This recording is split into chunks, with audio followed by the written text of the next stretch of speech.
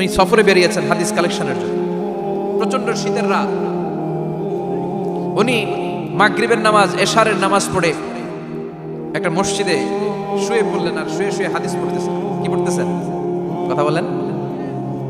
আর মনে মনে ভাবলেন রাতটা মসজিদে কাটায় দেই, ফজরের নামাজ পড়ে আবার বেরোবো। কিন্তু দারোয়ান এসে বলে মসজিদে থাকতে পারবেন না, ওঠেন। দারোয়ান আছে না, কথা কন।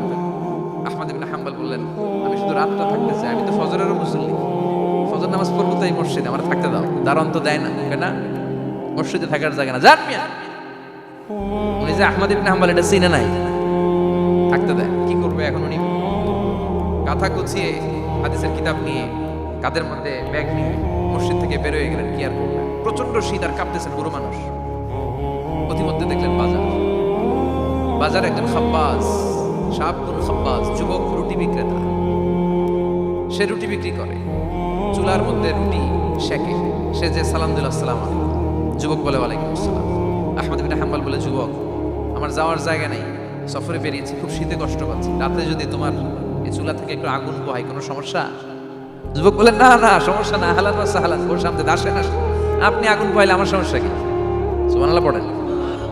আল্লাহ শুকরিয়া করে উনি বসলেন আর আগুন পোহাচ্ছেন। আর খেয়াল করলেন যুবক রুটি বানায় আর পরে আস্তাগফিরুল্লাহ, রুটির দলা বানায় পরে আস্তাগফিরুল্লাহ, খামির বানায় আর পরে আস্তাগফিরুল্লাহ, রুটি নিয়ে উনুনের ভিতরে চুলার ভিতরে সেকা দেয় আর পরে আস্তাগফিরুল্লাহ, দোকানদারের কাছে কেউ আসলেই সে রুটি দেয় আর পরে আস্তাগফিরুল্লাহ, ক্রেতার কাছ থেকে টাকা নিয়ে ক্যাশ বক্সে রাখে আর কি পড়ে, আবার রুটি বানানো শুরু করে আর কি পড়ে, খালি এটাই পড়তেছে। ইমাম আহমদ ইবনে হাম্বল তো অবাক, কিরে এটা আবার কেমন যুবক, খালি আস্তাগফিরুল্লাহ।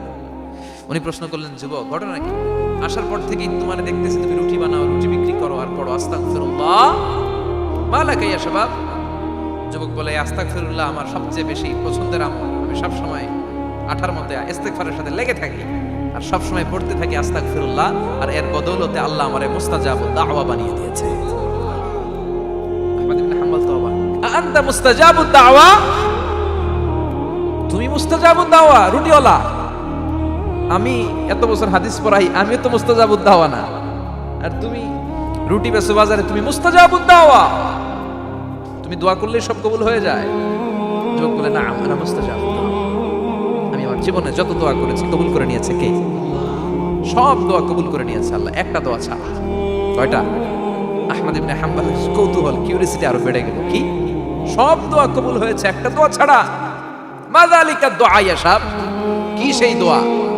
যুবক এবার বলতে শুরু করলো আমার জীবনে যে দোয়াটা আল্লাহ কবুল করে নাই সেটা হচ্ছে আমি আল্লাহর কাছে অনেক চেয়েছি, অনেক দোয়া